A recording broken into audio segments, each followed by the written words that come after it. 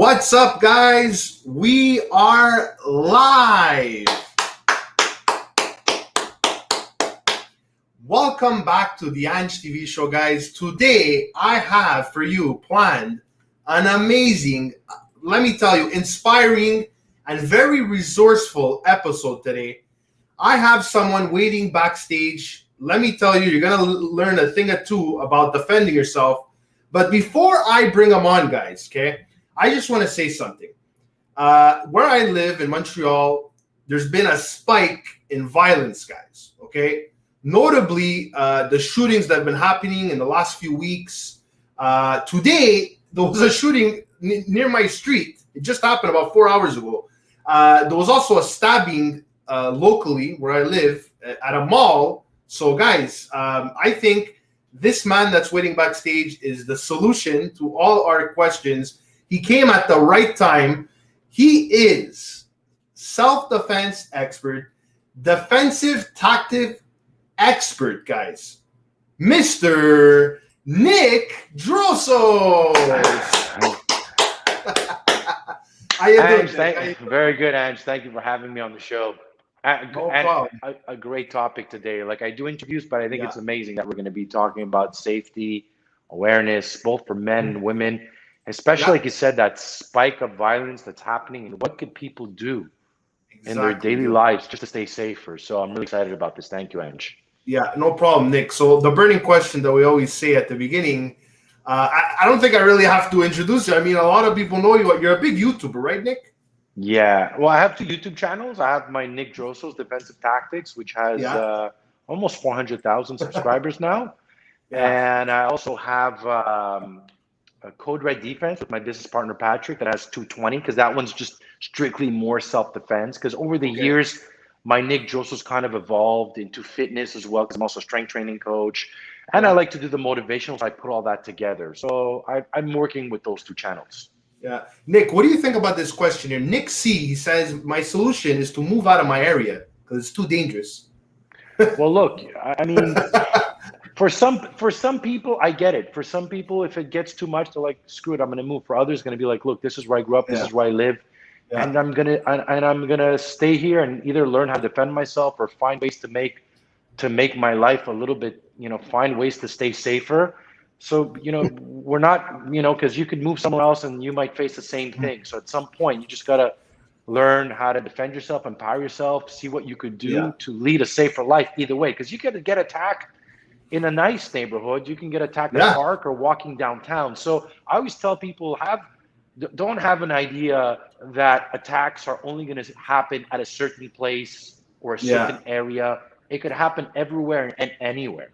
Exactly. And what I want people to know today is that like people think, I'm never going to get a beating. I'm never going to get stabbed. I don't need these courses, whatever. I shouldn't know about self-defense. But we're here to tell you guys that there's random attacks, okay? I saw YouTube videos of people in the street jogging, getting stabbed. You never know, guys. Seriously. So, like I said, guys, what does it take, honestly, Nick? What does it take to learn these life-saving tips about difficult situations that could happen in your life? So I definitely took time to put this question. But Nick, just introduce yourself for the people that don't know you. Who is Nick Drossos? Oof. Well, born Greek immigrant parents, grew up in Park X. From a young age, it was fairly rough where I grew up. So unlike today where, you're going to go home to your parents or your teacher and, there's all these anti-bullying. Back then it was kind of like, well, whatever happens, you had to figure it out. You had to scrap it out. Sometimes you lost, sometimes you won, sometimes you got a beating, sometimes you ran, you know what I mean? So from a young age, I got into martial arts. It was my life, right? So when I was like 10, 11 years old, I started Kung Fu. Then I did boxing, kickboxing, Taekwondo. Yeah, I did like 3 years of Silam Hung Guard. That was my base. Wow. And after that, it was my whole life until today. It's my life, right? So I did boxing, kickboxing. I did 6 years of MMA, and I'm still doing MMA. I did Krav Maga. I did various reality-based self-defense systems. Wow. I'm also so you're a guy that you do not want to mess with, right? Anything could happen in the street, but I definitely know my shit. You know what I mean? Like I tell people, like, I mean, I worked in clubs for years, right? So later on in my life, you know what I mean? I had to drop out of school young because I had learning disabilities. Oh, yeah? So I dropped out of school when I was young. I started working in restaurants, and then next thing you know, I'm working, at Globe, and the next day I'm working as a doorman at Coquino. Security, right? That was one of my first jobs, and I was doing both at the same time. And then as I started working into the club scene, I started teaching self-defense, and I really started looking into it. So I was training and teaching at the same time. And what was really good about that experience, as I was learning and teaching, I was also exploring and fighting for real and saying what works and what doesn't work. What is all this shit that I learned, all this fancy stuff that doesn't work because you just don't have time, because under high stress, in the moment, gross motor skills, I'm like, okay, what do I actually need, and how do I minimize to keep it as simple as possible? So it's not about learning more, it's about learning less and just training it over and over again to a point where it's just wired in you, and just learning the fundamentals of what you need and the difference between fighting and surviving. And that's what I teach. I teach people how to survive, how to get home safe to your family, what you need to do to get out no matter the situation. So that's the difference, right? So that's, you don't want to see anybody die in your arms, right, Nick? No, absolutely not. I mean, and we talked a little bit right before about, I launched my tactical knife defense program, and I remember vividly. I didn't see him get stabbed, but when I got out of the club, it was like a quiet night, and there was a kid in front of me, and he got stabbed. And I heard he died. And I remember he was in front of me, like in a movie, and I'm holding the kid, and he's bleeding. And I remember, like, for a week, every time I would sleep, I would kind of see those images. And I remember I was teaching class, and we were teaching knife defense. I was teaching some knife defense where I was doing some drills, and they're kind of playing around, and I lost it on everybody. I'm like, guys, at the end, I'm training. I'm going to do whatever it takes. But if you guys want to take this as a joke, it's your life, right? But you got to take this for real. You know what I mean? Like, you don't get a second chance to escape an attack like this. So, man, I mean, you're here, do it right, learn it, train like it's your life, and develop that mindset. So pretty much this has been my entire life, and I'm lucky to be able to make it as a career as well, and make it a living. So I'm blessed for that. So basically, certain events in your life, they made you want to learn self-defense and say, you know what, how could I make people survive in these situations? Like, literally, it's about being alive or being dead. You know what I mean? It's quick. You just don't want to see that again. You know, or like, I know we can't stop everything that goes around the world, right? Not everybody knows self-defense. There's not a cop on every corner, right? That's the biggest mistake people do. People think police officers, security, bystander. I go, nobody will protect your life better than yours. Why would you give that responsibility to somebody else? And the idea that a police officer is going to be right next to you the moment that you get attacked are slim to none. So you're on your own. So figure out, and don't think somebody's going to jump in, because I've seen videos where people get stabbed and the people freak and don't do anything. And I don't blame them. They get scared. They don't know what to do. And they know that if they get involved, the same thing might happen to them. So learn, and it's not as complex and as hard as people think. Okay. There's subtle things that you could learn, like how to defend yourself without learning how to fight. There's so much. My programs cover awareness, verbal diffusion, escalating tactics, all that. I just want to give some quick shout outs to our viewers here. We have Life with Adrian, Nick C. We have Dion's in the building. What's up, Dion?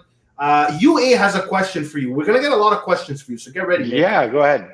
How do you adapt a boxing guard in a street fight where you don't have 16-ounce pillows to guard with?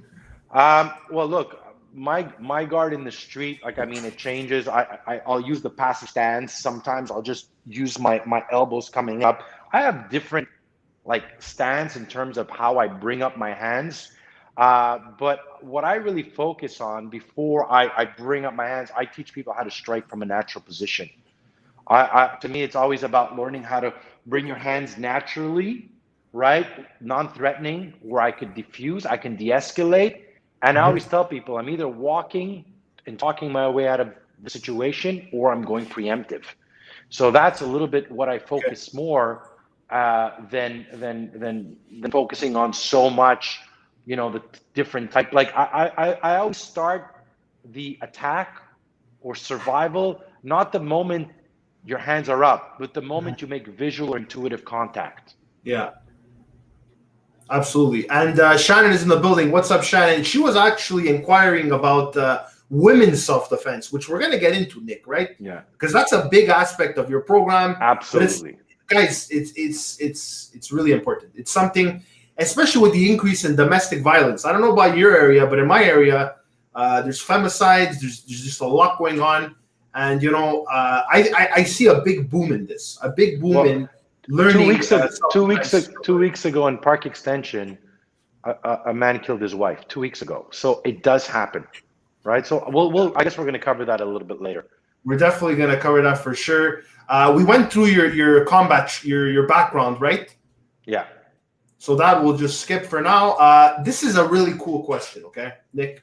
For the people that don't know you, I like I said, we've talked, virtually. It's 2021. Everybody has virtual friends nowadays. But I want to know, Nick, have you ever been in a situation of life or death, gunpoint, maybe at a club, because you were a bouncer at a club, yeah. Right? So has there ever been any situations where you were this close of like losing your life? Once again, I had, the gun flashed at me. I got threatened to get shot, and the guy's going to his car, and I'm with Rick at the door, and he's like opening the trunk, pretending he's going to shoot. There's been situations we were like, 15 on 3, and Wow. it's 7 years I'm in nightclubs. I've seen and I've been through things, and this is one of the reasons why, again, I teach the self-defense. This is why I teach people to de-escalate, to avoid, because anything could happen, and it happens so fast, right? So, like I said, you could be the greatest fighter, and in that moment, you get distracted for a second, or you slip, you fall, or you miscalculate something. You know what I mean? So, I've been in those situations. They're scary. They're real. It's not like, especially when you're in that moment and you're in the club and the lights are flashing and the you could be drunk, blasting, you could be high, the guy, and I've seen people get stabbed in the club. And it's not like, people do like, knife training where two people face each other. A lot of times we had no clue who had the knife, you know what I mean? Exactly. Because you're in close quarter range. So it's very different than what people actually train, or what actually people sometimes see in the movies, right? It's not like that. It's chaotic, it's fast, it's explosive. It's not like a sparring match. And a lot of those fine little motor skills that you learn, fancy stuff, a lot of it goes out the window. Really? And, you go into a lot of more the simple, the more simple it is, the better it's going to work. And to me, it's all about survival. Exactly. But I have a few questions. You mentioned that you were on a 15 versus 3, which means you were 3 guys against 15 guys, okay? Yeah. My question to you, Nick, is what do you do when you're outnumbered? Look, at that point, I still remember, because I 15, maybe I'm exaggerating. Maybe they're like 10 or 15, between around there, because they were a big group. And I remember I got sucker punched, and as the guy clocked me, because I'm talking to one guy, and as I moved back, they were basically telling us to come out. We were telling him to come in, because we knew that, going outside against a big group, it's easier for them to jump us and spread us up. Whereas I felt, because I was like, you guys come in. I felt like it was closer for them. Now it happened another situation. We were like, I remember I was actually outside one of the clubs I was working in, and they were like 3 or 4. And I remember, when it happens at that moment and the fight is on, I remember just looking back at the window and saying to myself, just don't go through the window. Like, I'm saying this to myself. My hands are up. You're in it. You can't run. And I'm like, just, whatever happens, happens. And I was just saying, the first one to come in, that's it. At that moment, when you're really in that, it's kind of like shit hits the fan. Everything's out the window. And you're like, you kind of say, fuck it. There's like the adrenaline comes out. The adrenaline comes out, and the fight or flight. And once you decide to fight, the switch goes on, and win or lose, survive or die. To me, it's all about survival, obviously. But when you're in it like that, there's no turning back. So you might as well give it everything you have. And it's a little bit the mindset I teach people, because it's all about mindset when it comes to self-defense. It's one thing fighting in the ring. It's one thing fighting in the ring and sparring, and I've done it. And it's another thing being faced with somebody that you know nothing about, his background, his mindset. What he has, he could have a gun, he could have a knife. And not only that, you might successfully take him out, and he might know where you live, or he might, I'm standing at the club. It's not hard for him to come back the next week and wait for me when I'm done, because it happened a few times. Yeah, and especially when it's gang related, okay? They'll usually, if they got to get something done, they're gonna get it done, right? But how often do you see people that attack somebody that they come back to like attack again, or they'll finish the job the next day? Like, how often is there that like occurrence? Oh well, we would see that. We would see it at the club, but a lot of times, as like when we used to work in the clubs, that's why we used to, like, a lot of times, depending if we knew that we had a bad night and they might wait for us, we would all leave together and we would find a way. And I always parked my car somewhere where I knew my road. I was aware. I didn't walk. I didn't park my car in the alleys. I parked where there was lights. Sometimes I would carry something with me if I felt like shit might hit the fan. I was always prepared, and I never let my guard down. So that was part of my training as well. So it happens. You know what I mean? I would see it. I would hear stories from other bouncers. I knew one bouncer who was like 350 pounds, and he got jumped, and the guy, two guys beat him up. One guy had a baseball bat, and they sent him to the hospital for like 2 months. You know what I mean? Even if you're big, if you get sucker punched and ambushed and you hit with a bat over the head because you didn't see it, I don't care how big you are, how strong, if your awareness is not there, it's going to get you. Yeah. So social media content creating is a big part of what you do. So let us know a bit of what kind of videos you do when it comes to self-defense scenarios, which, guys, we're going to talk about self-defense scenarios. What do you do when you get a gun at you? What do you do when a guy has a chain, a machete? Who knows? We're going to talk about all those situations. We're going to talk about women's self-defense. That's all coming up. But Nick, I want to know a bit more about your videos. What are they about when you on Instagram, the content videos that you have? So, I mean, when I started my YouTube channel, I just started making whatever kind of videos I wanted. 10 years ago, I opened my YouTube channel. And then as it got more popular, I started taking requests. I also started taking it more serious because it became my business. Yeah. And then like 5 years ago, I made a whole bunch of series of videos where I went out and challenged people to punch me in the face. I taught random people self-defense. I asked people to attack me with a marker, and if they cut me, I would give them money to like pressure test my knife defense. So those are the videos that made me pretty popular and helped my YouTube channel. Now, I'm 45. I don't enjoy getting punched in the head as much. So I still do these videos, not as much. Okay. Now I'm more focusing on teaching, on learning. The videos I'm making now, the last series I made for my knife defense program, these are really intense. I went old school, put on the helmet, scenario in a car full out. I took Helen Stranzel, who's one of the top leader women in self-defense. We did full out self-defense video where she was attacked, full speed, full out, not knowing what was going to happen. So we pressure tested a lot of what we were teaching. Okay. Right. So I see you have a dummy in the back. What are you going to use that for? Are you going to punch it? I use it for striking. Absolutely. Yeah. You know what I mean? It's because I think we're definitely going to use that dummy because, like I said, I'm going to give you the scenario and then I want to see what you would do faced with that scenario. One crucial thing, guys, about being in a situation of aggression, meaning somebody's trying to attack you, okay? They say you got to be aware of your surroundings. So why is that so important, Nick?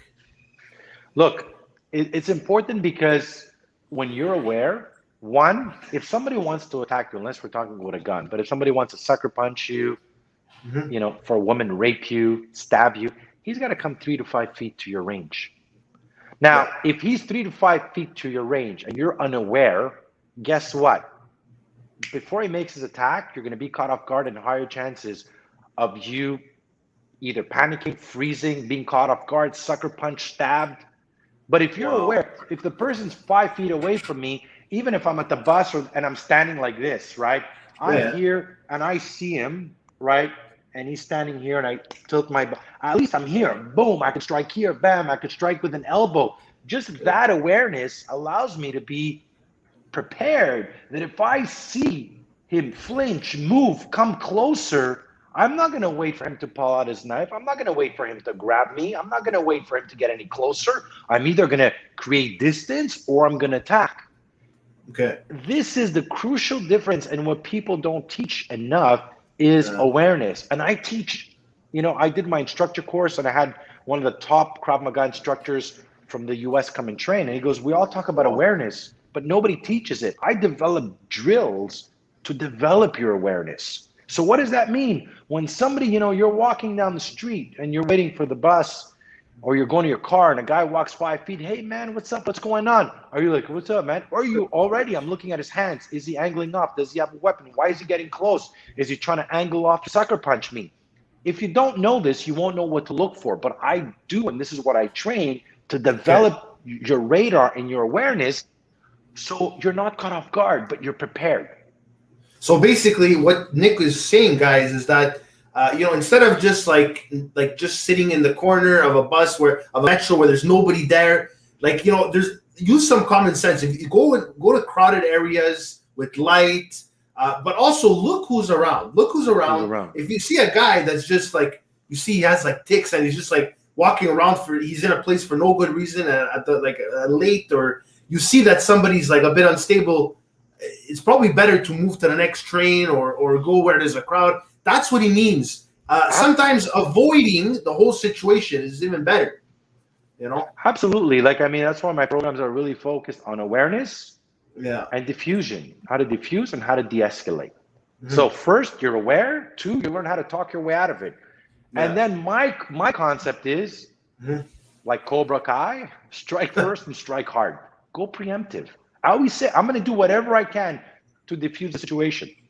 Okay. But if I don't have the choice, and I tell people, you either have the option to let him attack you first, and then hope you react to block and strike, counter and strike, or you go preemptive. At the end, it's your life.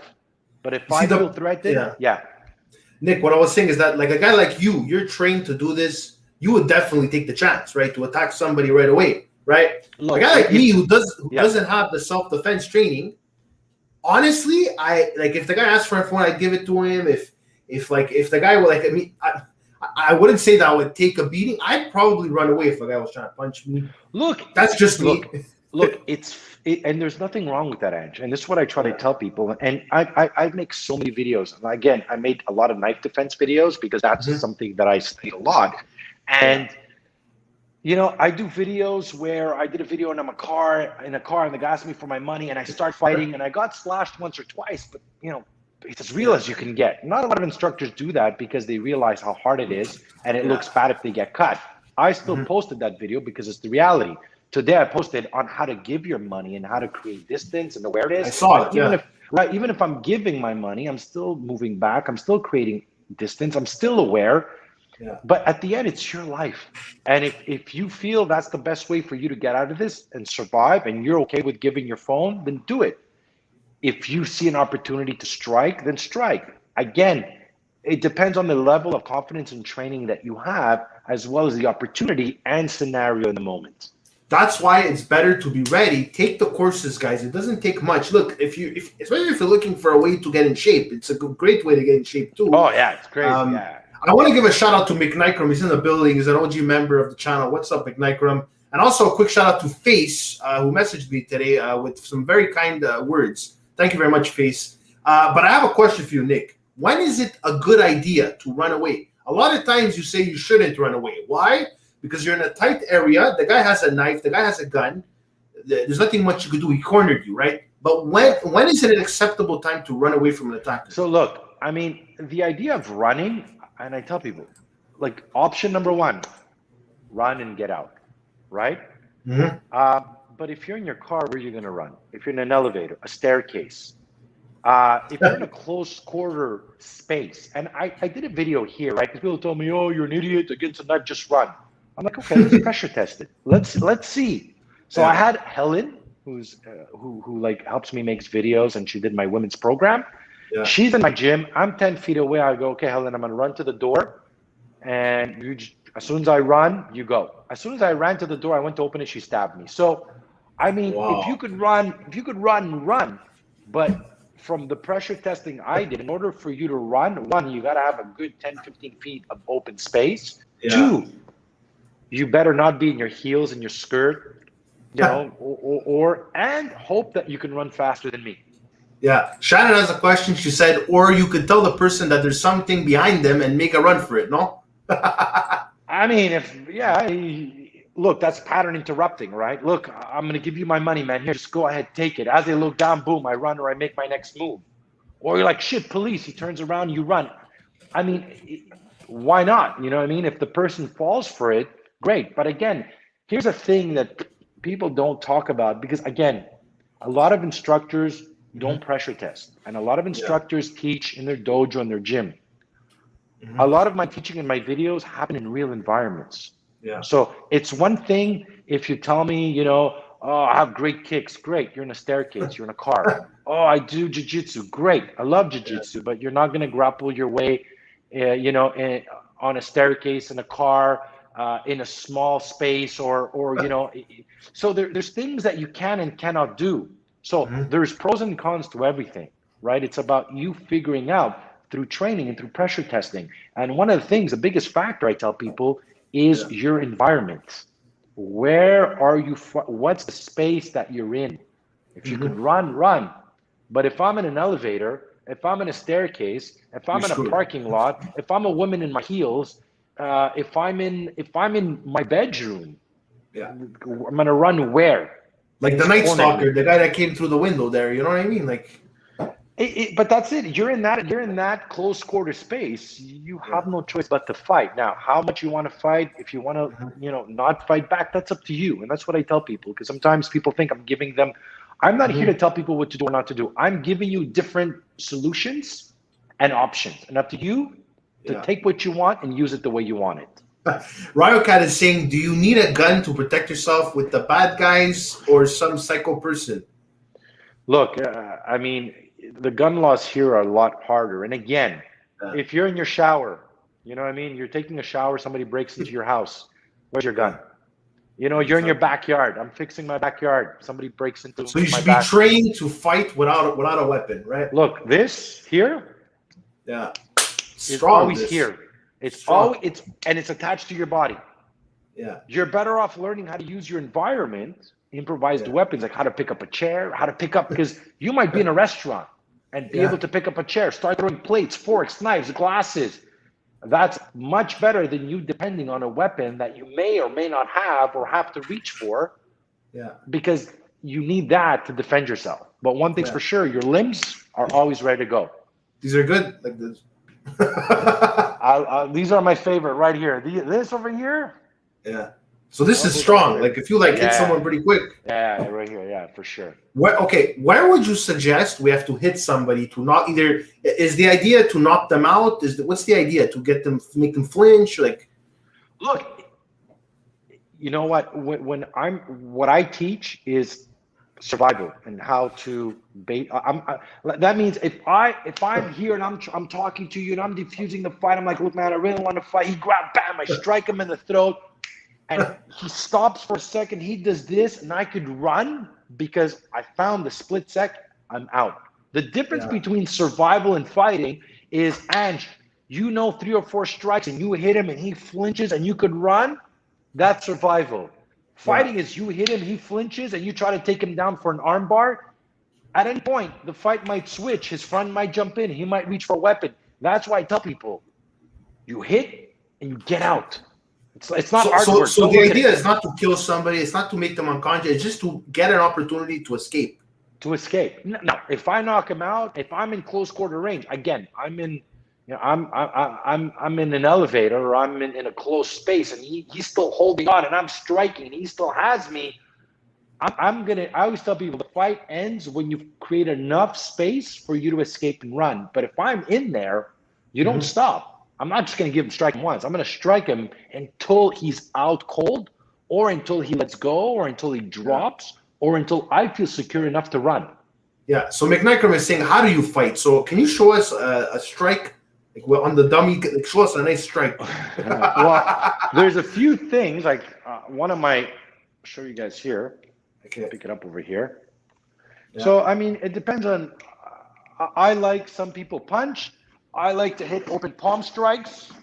I like hitting with the palm here, hammer fist, right? So you can't really, less chance of breaking your hand. If I'm here, it's like how to boom, how to elbow, right? You have knees, headbutts, eye gouging, crushing, striking the throat, palms, right? So these are simple, especially for the women, using your nails as you're palming and going into the eyes, striking the throat.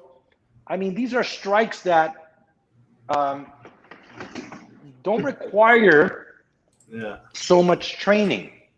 Okay. And you want to learn how to strike with gross motor skills. I want to keep it simple. I'm not going to sit there and teach a woman or a guy, well, hit that specific point right here. When you trap, you're going to go 1, 2.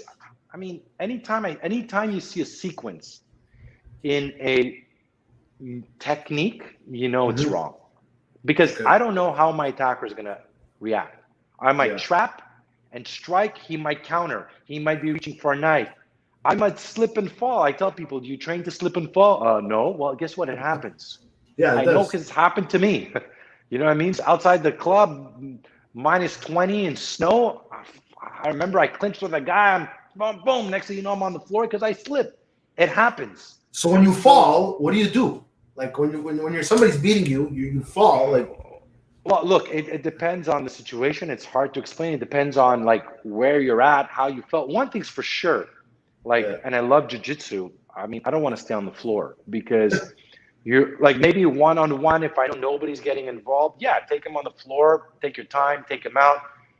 But once you go on the floor, once you're looking at multiple attackers, his friends, and I literally saw, like, I'll be honest, I learned more about fights from seeing them outside the club than being in them, because they happen so fast, right? So when I'm standing outside the club, 3 a.m, I'm here, I'm like, okay, and I hear the two guys. This is a true story, Ange. Yeah, you're looking at me funny. The guy's like, no, you're looking at me funny. Why are you looking at me? And I'm sitting here. And I'm thinking, fuck, this is crazy, right? Guy comes out, he's big guy, he's acting all tough. 6 of his buddies come outside the club. He didn't know it's his friends. I can punch him, beat the shit out of him. I have to jump in to be like, okay, guys, pick it up. It's enough. Guy got a beating. I'm trying to save his ass. So I saw people fight for the dumbest thing, and you don't know who you're dealing with. That's the scary thing. You hit somebody's drink, right? You drop somebody's drink at a club, they're going to want to fight you, right? Oh, man. I mean, working in the clubs, I've seen shit. We've kicked out so many people, and people are drunk, and they're gonna swing at you. They're gonna swing. When you kick them out, they get offended, right? Oh, bro, you kicked me out of the club. This is my club, and they get it's like almost like their reputation.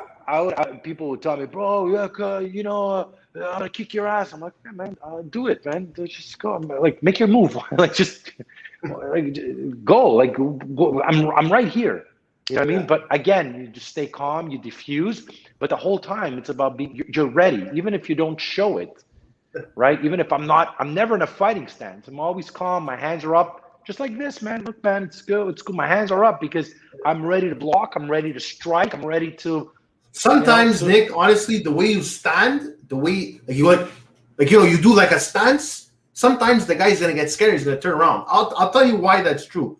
I got scared by somebody. Okay, it's a long story, but I was somewhere, and the roommate ended up coming home, and he wasn't too happy that I was there. And basically, he looked at me and he goes, "What? What do you want?" But like, I got scared, dude. Like, it was right next to me. I'm like, "Okay, bro." I just left. You know what I mean?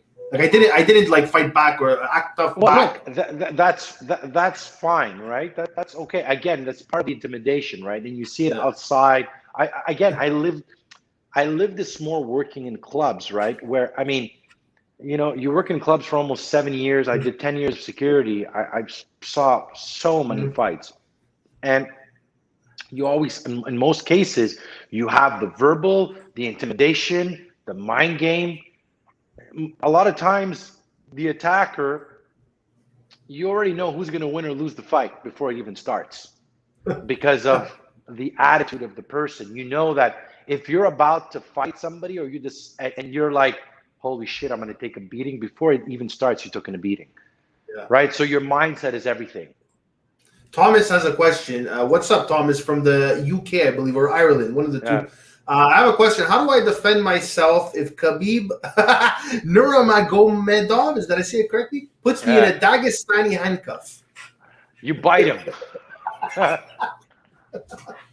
Oh my God, that was an amazing question, Thomas. Seriously, that is amazing.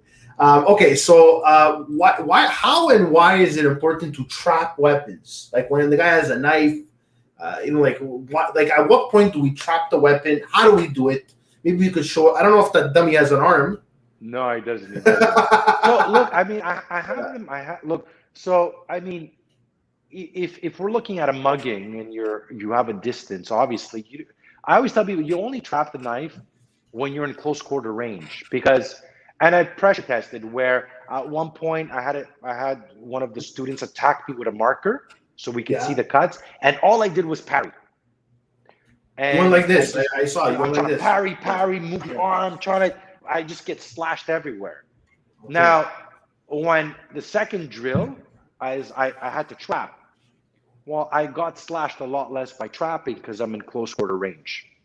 Okay, so before you continue with that, so when you go like this, when you try to fend them off like this, you're getting cut and you're losing blood, right?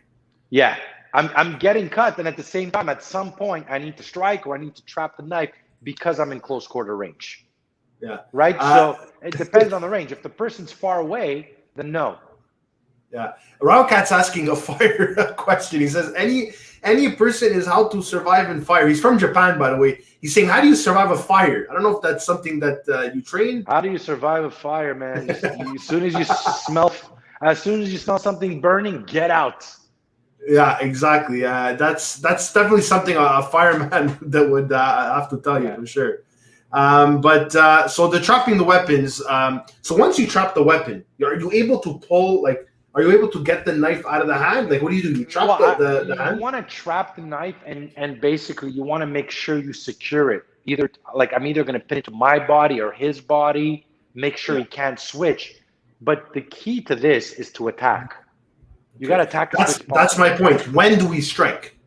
So, if we're looking at, let's say, your face, like you were saying, right? Your friend's doing this. I probably would have hit him. Really? Yeah. To me, when you start coming into my range, which is, when you're in my range and you're trying to break my range,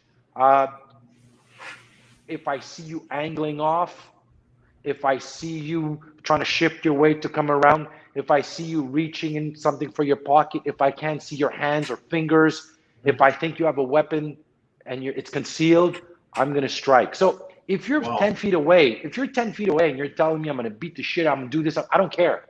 But the instant you start moving into my space, shifting your weight, angling off, touching your face, looking around, going to reach for a weapon, or I can't see your hands, those to me are all cues and signs that I got to get ready to strike. And that's why, and that's why police officers are so anxious to grab their gun when they see that they don't know what's going on, right? In a car or whatever. Like, what I mean? That's why they're so quick. I train police, right? And I trained the Boston police, defense and tactics. They're the ones who train the police officers. I was there for a weekend. They did my instructor course, my edge weapon instructor course.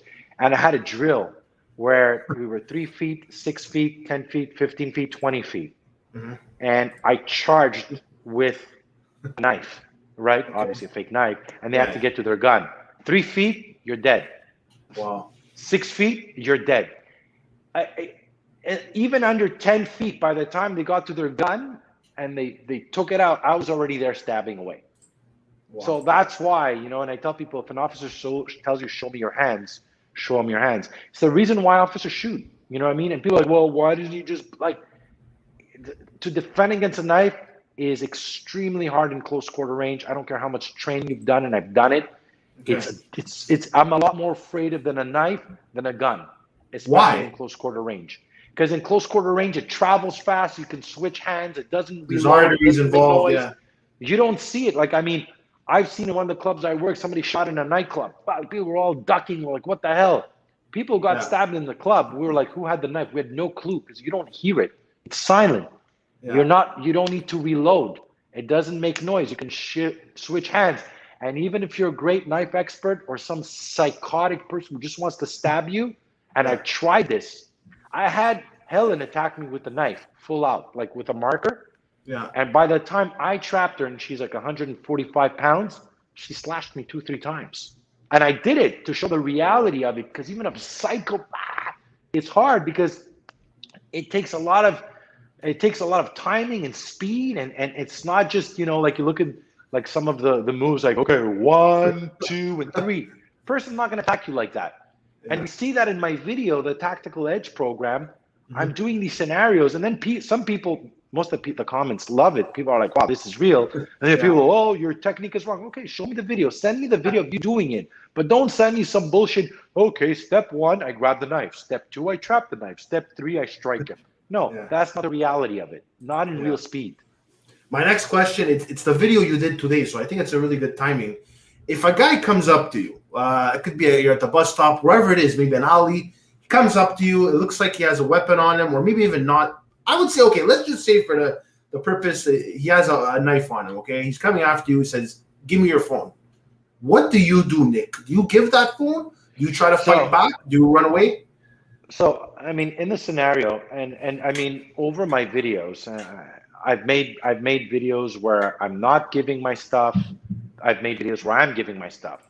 When I make these videos, the idea is I want people to learn the pros and cons of defending against a knife, everything that could happen. Also learn the concepts of the different environments. Now, for your question, it really depends. It really depends. And I tell people there's nothing wrong with you giving your valuables. For me, it depends. I'll know how well and how aware and how good this guy is in terms of what he's doing.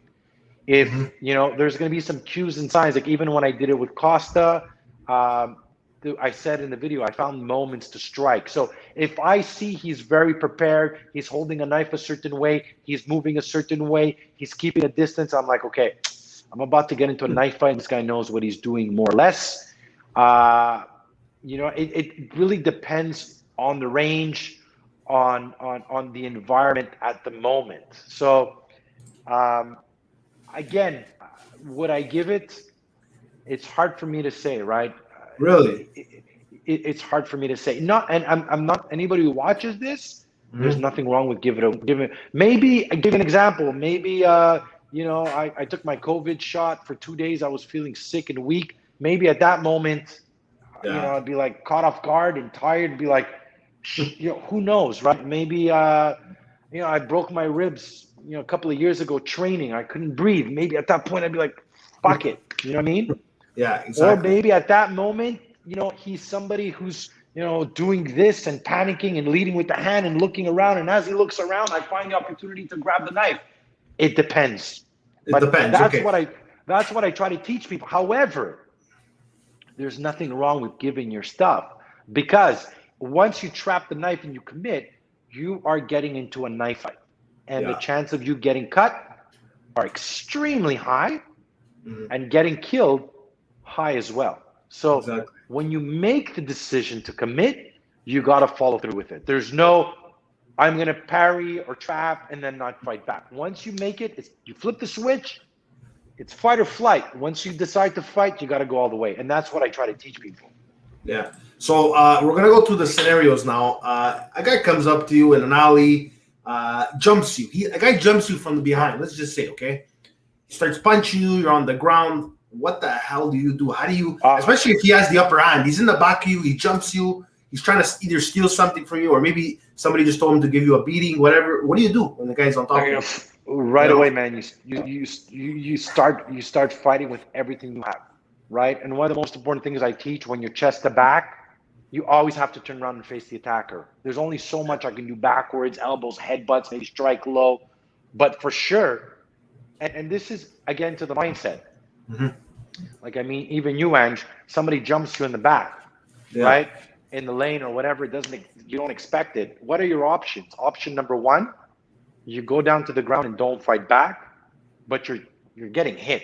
Yeah. Option number two, you fight back with whatever you have. Right? So at the end, it's your life. But my mindset is somebody grabs me and I think he's trying to grab the instant you grab me. I had somebody actually do that for fun. Somebody like years ago who knew that I taught. It was a friend, and he went from the back downtown daylight, and he went for like a headlock. And as it came around, I remember I ducked and I grabbed the arm and he went flying. I remember it was right by the bank, the BMO, and I'm about to kick him right in the head because he's like, "No, bro, it's me." I'm like, "What are you, stupid? Are you fucking stupid? Going behind my back, trying to like you grab me here, something's flying backwards because it's like it's wired. I've done this over and over and over. It was a joke. It was somebody that's a joke. Oh my God. It was a joke. I tell people don't joke like that because I'm gonna hit you. It's the reflexes. It's a reflex. I mean, I've hit this thing like 10,000 times. I've hit that bag. Like, I mean, you know what I mean? I'm not saying like I'm like the best fighter in the world, and I'm but there's certain reflexes that are wired and ingrained in what I do, right? So, I mean, so a knife. How is that different if somebody has a knife?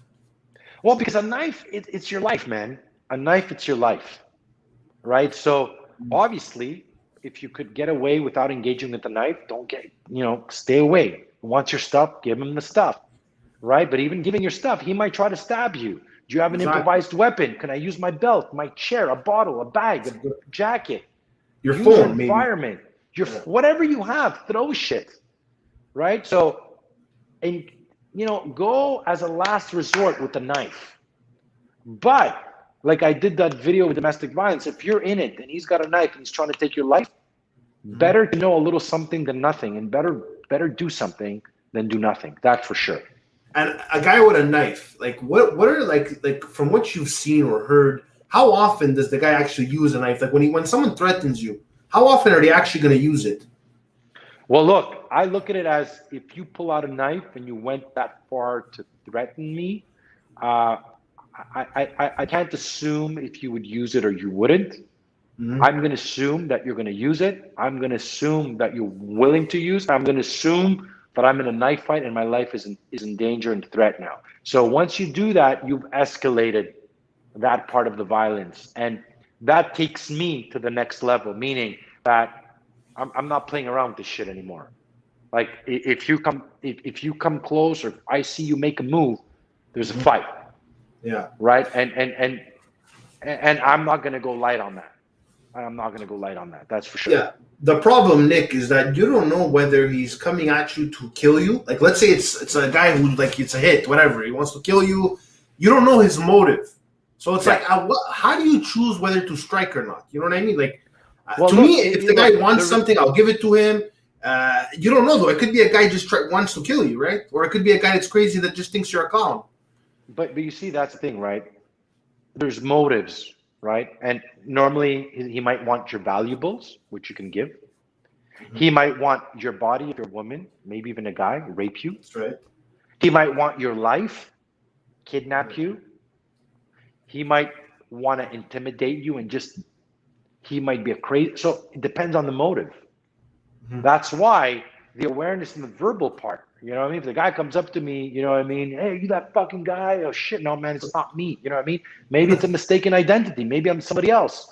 Yeah. Maybe I could diffuse it. Maybe he just wants my money. So so what you say too could also influence it. Like for example, I saw one of your videos. If you're a woman, you could say, "Hey, my boyfriend's coming. He's just coming right now." You know what I mean? Yeah, and that's why. I mean, there's awareness and verbal de-escalation tactics and pattern interrupt and what you're going to say and do, and that's very important. And people are like, well, there's nothing you could do. There's a lot of shit that you could do. You could learn about awareness and understanding psychology and mindset and fight or flight and fear management and everything prior to when the attack.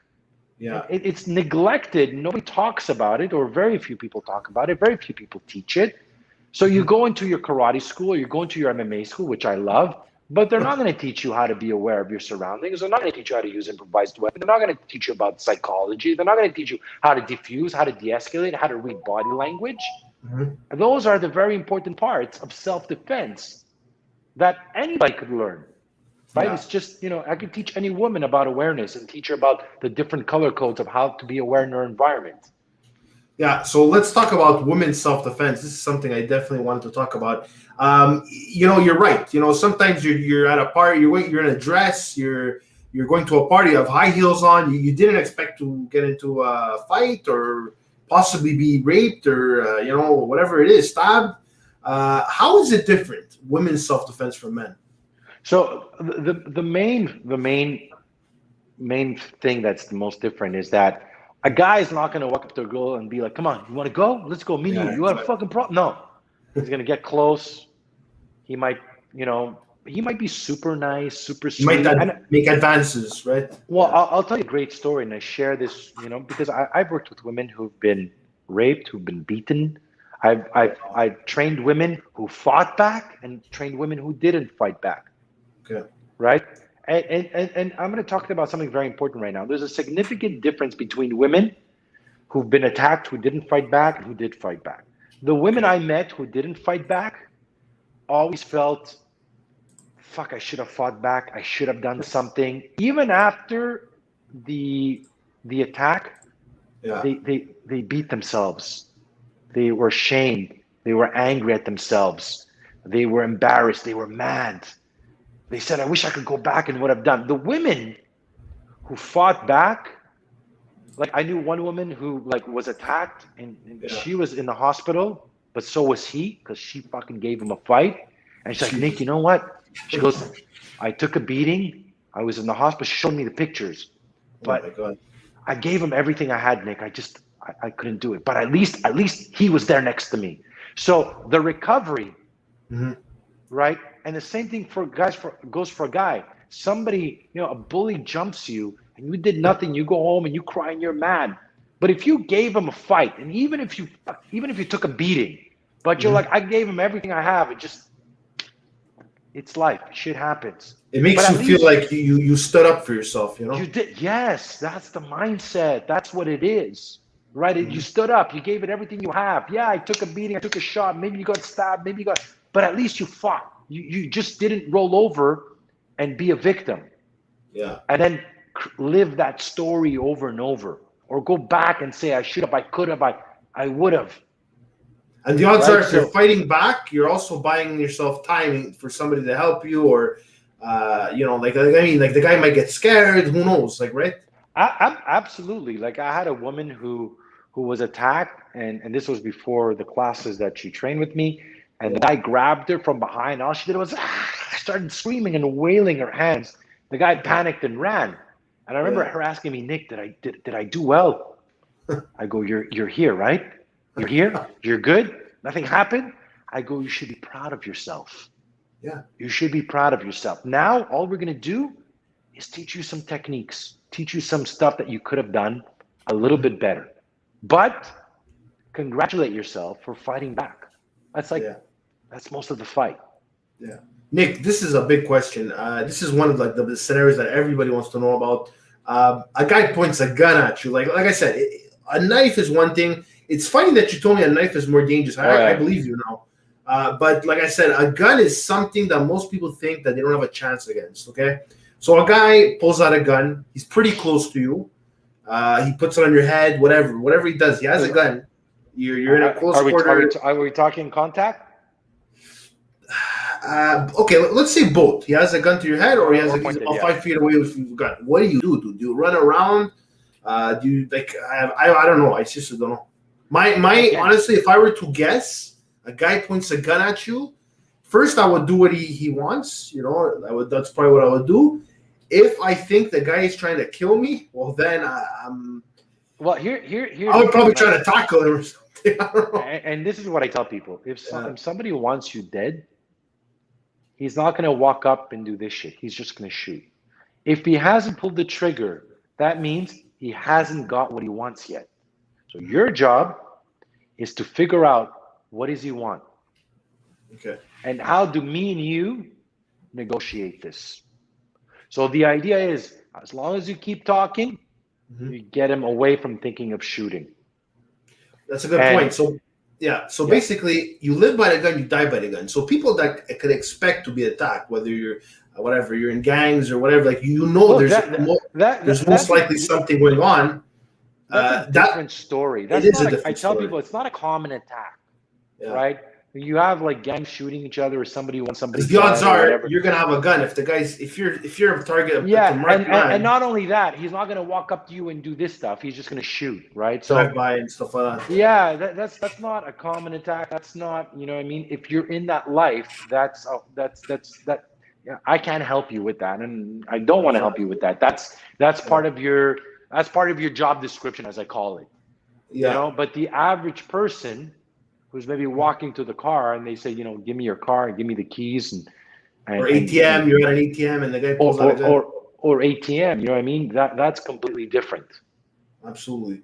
Now, bullying. We've been talking about that a lot. I mean, I've been bullied. I'm sure you've been bullied. Everybody could say you probably got bullied. And you know, I always, you know, we always think back to our bullies and say, I wonder how they ended up.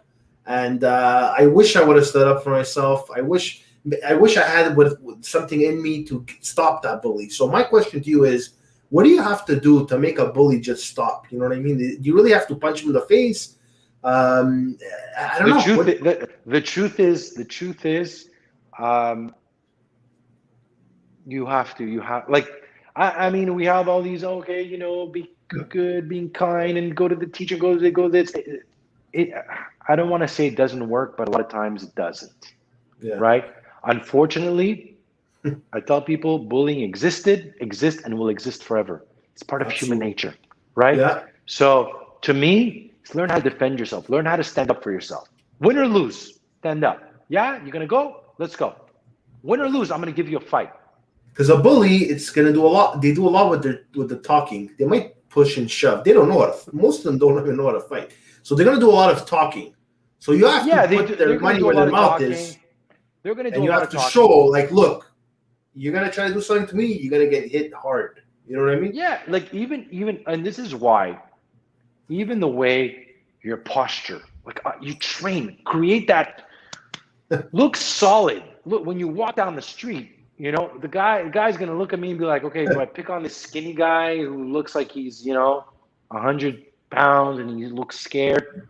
Or am I gonna go pick on that big guy who looks, he's kind of gonna pick a fight with me. He's gonna be able to fight back. Again, your presence, how you carry yourself, your head up high, your chest out, your shoulders back, without exaggerating and walking around like this. Mm-hmm. That confidence sends a message that if you're gonna mess with me, like, the person will think twice about it. Same thing for women. It's not, mm-hmm. It's not by chance the attacker attacked you. He's going to scout out. And he's also going to feel the vulnerability. He thinks, the vulnerability. You know, I'll be able to do whatever I want. Like, very important. Look, if somebody's going to pick on you, it's because they're bigger, they're stronger, and think they can take you. I'm not going to go pick on a guy who I'm like, man, this guy looks like he's going to beat the shit out of me. No, if I'm picking on you, it's because I think I could take this guy. Yeah. Right? I'm either sure I can take you, or I'm thinking, maybe, but you know, I want to challenge him.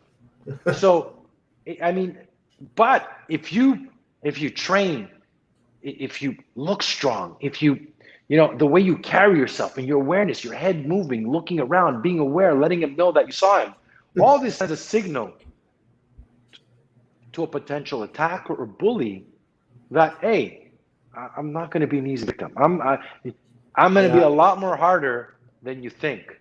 You might end up in the hospital tonight. one of my clients is a short guy. He's a little bit chubby. He's like 45 years old. And he was telling me, Nick, I never knew what a honey badger was. It's an animal, right? And he goes, Nick, I'm a honey badger. I'm like, what's a honey badger? So he shows me this little animal in Africa that's fighting a lion. He goes, all I want to do is make them question if they mess with me. I'm not big. I'm small. But I'm going to rip something apart. I go, you know what? I love that mindset. Where you at least send the message that you might get me, but some pieces of you are going to come off. Is it really worth it? So it was actually very interesting when he said that. And I kind of liked it, because I do think there's a survival, again, mindset behind that. Yeah, absolutely. Wow. Listen, Nick, you've been fantastic tonight with the scenarios, with the women's self-defense, answering some of my questions, some of the audience questions. You've been amazing. So listen, guys, Nick Drossos, like I said, he's a coach. His name is Nick Drossos Coaching. He has, is it virtual or is it in person right now? I have my studio in Ville Saint Laurent. So I do one-on-one, but I also have my online courses and programs for people who, want to, watch videos and follow my courses.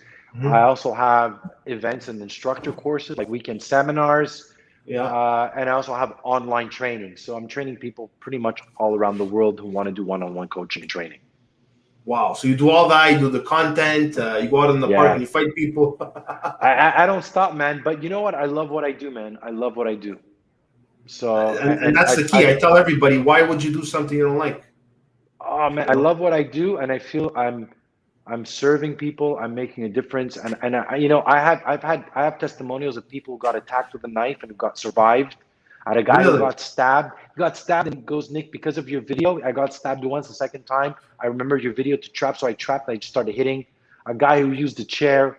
A woman who almost got raped at a party and managed to fight the guy off and create attention. She goes, just because of that move that I did in that moment, and the kick, and then I started screaming was enough for people to get involved. So sometimes it's little things. I tell people you don't need to learn so much to learn how to stay safe. Wow, it's true. Like sometimes the screaming, the wailing, like I said, these are all things that you could do to buy some time too. Sometimes, Yeah. Awesome, Nick. Like I said, you practically did everything. I mean, you're a successful YouTuber, successful coach. Do you have a family? Yeah, my son. There you go. He's also a father. But what else is there in store for Nick in the next, I don't know, 2, 3, maybe 5 years? Do you have any upcoming projects?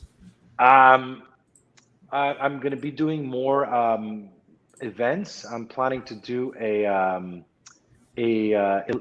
live weekend training, or maybe 3 days, like in Greece. So I want to get people around Europe who want to come and train with me and do like 3 days, on the beach, in the water, outside the water, like training. Wow. So I'm mostly focusing on future events like that because a lot of people are asking me for that. Mm-hmm. And that's pretty much what I'm working on, as well as some new self-defense programs because more people want different type of programs. I'm also going to be doing a program more for security and bouncers and nightclubs and learn to teach more security, as well. I teach police officers. So I have a lot of things lined up right now. So it's all good stuff that I'm really enjoying and just enjoying the moment, man. I'm blessed and for what I do, and it's great. Awesome. Listen, you're an inspiration to a lot of us. I want to know something, Nick. Is there any events like self-defense events or tactical training events, stuff like that? I have one. I do 2 a year, and my next one is next year in June. It's a weekend training course. It's 8 hours of training. So I have people, like last time I had people from Texas, Tennessee, Florida. We were like a big group. It was 2 days of training. It's a certificate, but anybody could attend just to do the seminar. But there are some instructors who come there to, again, just learn something new, bring some new material to what they're already teaching. So how do you defend from a naked attacker? Oh boy. So I have that happening next year. Really? Oh, you're saying with the naked attacker or with the program? The training people like them because they get to train with other instructors or other trainees, and everybody brings a little bit of their own thing. So I had a lot of Krav Maga experts being there. So it was like 1 weekend of just training. So I'm doing one in June. June is level 1, September is level 2, and probably my event in October in Greece next year. So depending on how COVID goes and all this stuff. It was So supposed there's to a happen big this demand. year. There's a big demand in Greece for self-defense tactics. No, it's because Europe, right? There's a lot of people in UK, Germany, Austria. Okay. So that's like the ground where you're all gonna meet, basically. Ireland, yeah, because they've all bought my programs. They all follow me. I have contact. They're like, Nick, when are you going to come here? So obviously, because I'm Greek, you know, I know where I can go, the area where I can, you know, kind of create this camp that I want to do, where everybody would just come in and just, you know, from there train. Perfect. Listen, Nick, thank you very much for coming. Guys, keep watching Nick Drossos on YouTube. I was watching the one with the markers that they were talking. That was like just, I loved it. It was just so cool. It's cool that you could go up to random people and say, hey, you want to fight, or you want to see how it is to fight, you know, like, and then they're like all excited after, you know. It's hard when you do them because you never know who you're going to get. You never going to know what you're going to get. And also you can't hit them that hard, right? Because you don't want to, you know, like one of the guys, I palm struck him and he was like, you see him, he got dizzy, right? So you got to be careful not to hit them too hard. You got to, but at the same time, they're coming at you and you don't know their level of experience or the speed of how they're going to attack you. You can't be too nice when you're trying to do a simulation. You're trying to show like real time, like this is how fast. And that's where it's hard. And I mean, now I'm 45 years old, right? So I mean, if you look at my videos from 10 years ago, I have some videos.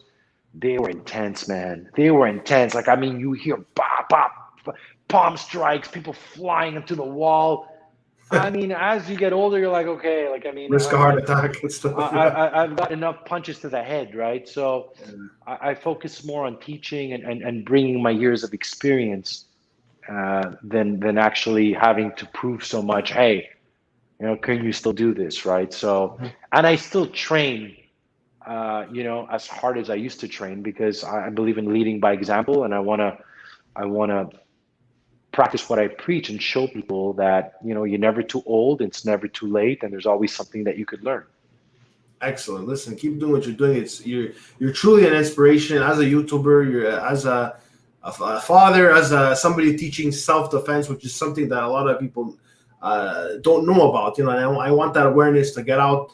Like I said, thank you very much for coming, Nick. Guys, thank you, Ange. Thank you so much for having me on. By the way, it was a great. No problem, buddy. I had a blast. Like, you answered a lot of my questions, so I'm really glad. Like, these are the really questions I wanted to know about. So for that, you're amazing, Nick. Guys, don't forget to like, comment, subscribe to the video, especially if you're new or you're from Nick Drossos' camp or following. Like I said, guys, share this video with your friends. People need to know about self-defense, especially now with all the violence going on. I'll check my phone. There's probably another stabbing. You know what I mean? That's crazy. Like it's probably a stabbing every 5 milliseconds, but. Guys, like I said, be self-aware. Go check out his courses. If you're in the Montreal area, I believe it's in Saint Laurent, right?